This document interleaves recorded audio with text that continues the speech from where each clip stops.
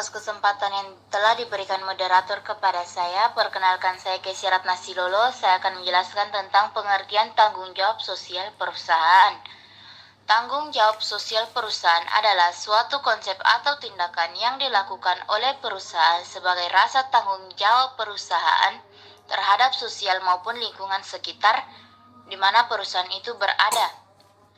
Adapun pengertian tanggung jawab perusahaan menurut para ahli, yang pertama itu menurut Nurnaya, tanggung jawab sosial perusahaan adalah sebuah pendekatan di mana perusahaan mengintegrasi kepedulian sosial di dalam operasi bisnis mereka dengan para stakeholder berdasarkan prinsip kemitraan dan kesukarelaan.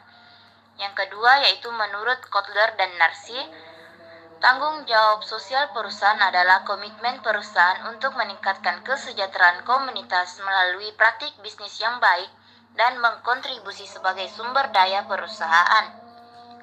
Yang ketiga, menurut World Business Council for Sustainable Development mengemukakan bahwa tanggung jawab sosial perusahaan merupakan komitmen berkesinambungan dari kalangan bisnis untuk berperilaku etis dan memberi kontribusi bagi pembangunan ekonomi, seraya meningkatkan kualitas kehidupan karyawan dan keluarga, serta komunitas lokal dan masyarakat luas pada umumnya. Demikianlah yang dapat saya sampaikan. Saya kembalikan kepada moderator. Tadi materi yang telah disampaikan pemateri pertama, berikutnya saya akan mempersilahkan pemateri kedua untuk membacakan materinya. Perkenalkan, nama saya Heri Amalia selaku pemateri kedua.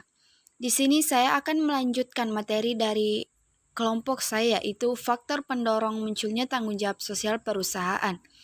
Ada beberapa faktor pendorong munculnya tanggung jawab sosial perusahaan. Yang pertama, faktor internal. Yang kedua, faktor eksternal. Yang ketiga, faktor pemerintah. Faktor internal yaitu, yang pertama, pada dasarnya perusahaan menyadari jika dirinya termasuk dalam kelompok sosial yang berkecimpungan di suatu tempat tertentu dan berkaitan dengan kelompok sosial lainnya. Yang kedua, perusahaan menyadari jika nyatanya membantu sesama kelompok sosial dan menjaga kelestarian lingkungan merupakan suatu tindakan yang mulia dan dianjurkan setiap agama. Faktor eksternal. Yang pertama yaitu ikut berpartisipasi dalam pengelolaan dan melestarikan lingkungan hidup. Yang kedua, perusahaan ingin berperan dalam mendorong pendapatan masyarakat melalui program ekonomi kerakyatan. Yang ketiga yaitu faktor pemerintah. Adapun faktor dari pemerintah yaitu yang pertama, anjuran yang dilayangkan pemerintah kepada perusahaan untuk ikut berperan dalam menjaga dan memelihara atau melestarikan kehidupan yang harmonis dengan pengelolaan limbah yang baik dan ramah lingkungan. Yang kedua yaitu munculnya undang-undang perseroan terbatas serta keputusan Menteri Negara yang mengatur mengenai tanggung jawab sosial. Nah, itulah materi yang dapat saya berikan. Saya kembalikan ke moderator. Setelah tadi penyampaian dari pemateri kedua, berikutnya saya akan mempersilahkan pemateri ketiga untuk membacakan materinya. Baiklah, perkenalkan, nama saya Andi Tendrisau. Saya akan membaca materi ketiga, yaitu bentuk tanggung jawab sosial yang diberikan oleh perusahaan. 1. Tanggung jawab sosial perusahaan kepada konsumen. Hal tersebut dilakukan perusahaan dengan cara A. Memberi harga yang sesuai dengan kualitas barang yang dijual. B. Produk yang dijual dijamin sehat dan tidak memberikan efek negatif bagi konsumen. C. Memberikan diskon dan garansi pada produk yang dijual.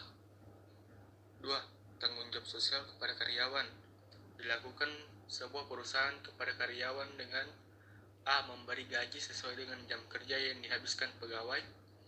B. Asuransi kesehatan. C. Memberikan gaji menyesuaikan dengan laju inflasi di negara tersebut. 3. Tanggung jawab sosial kepada pemegang saham. Dilakukan perusahaan dengan cara A. Memberi laporan keuangan yang transparan. B. Tidak menggelapkan hasil keuntungan. C. Bekerja keras supaya perusahaan dapat berkembang untuk membayar kepercayaan yang telah diberikan oleh perusahaan. 4. Tanggung jawab sosial kepada lingkungan. Dilakukan sebuah perusahaan kepada pemegang saham adalah sebagai berikut.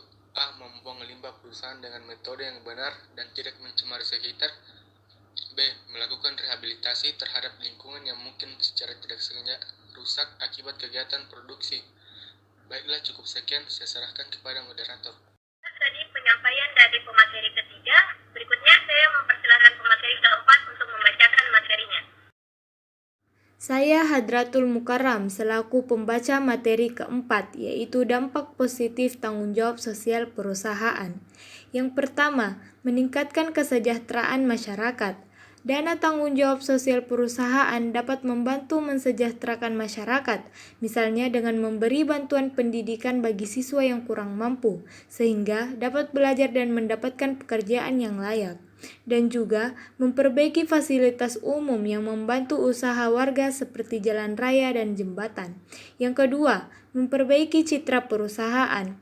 Membuat masyarakat memandang perusahaan dengan lebih baik. Perusahaan sering membantu masyarakat akan lebih dihargai dan produk akan lebih menarik untuk dibeli. Demikian materi yang dapat saya sampaikan, saya kembalikan kepada moderator. Penyampaian dari pemateri keempat. Berikutnya saya mempersilahkan pemateri kelima untuk membacakan materinya. Saya Dewi Lianti selaku pembaca materi kelima, yaitu dampak negatif dari tanggung jawab sosial perusahaan, rawan disalahgunakan dan korupsi. Dana dapat berjumlah banyak, terutama dari perusahaan besar. Dana bila tidak diawasi dengan baik akan rawan korupsi, terutama oleh pemerintah yang seharusnya membantu menyalurkan dana ke masyarakat, menimbulkan konflik kepentingan. Bila diberikan ke pemerintah terutama untuk melayani perizinan dan aparat penegak hukum dapat terjadi konflik kepentingan, sebab seharusnya aparat menjadi tergoda untuk tidak menjalankan tugasnya dengan mengikuti peraturan yang berlaku. Sekian materi yang dapat saya sampaikan, saya kembalikan kepada moderator.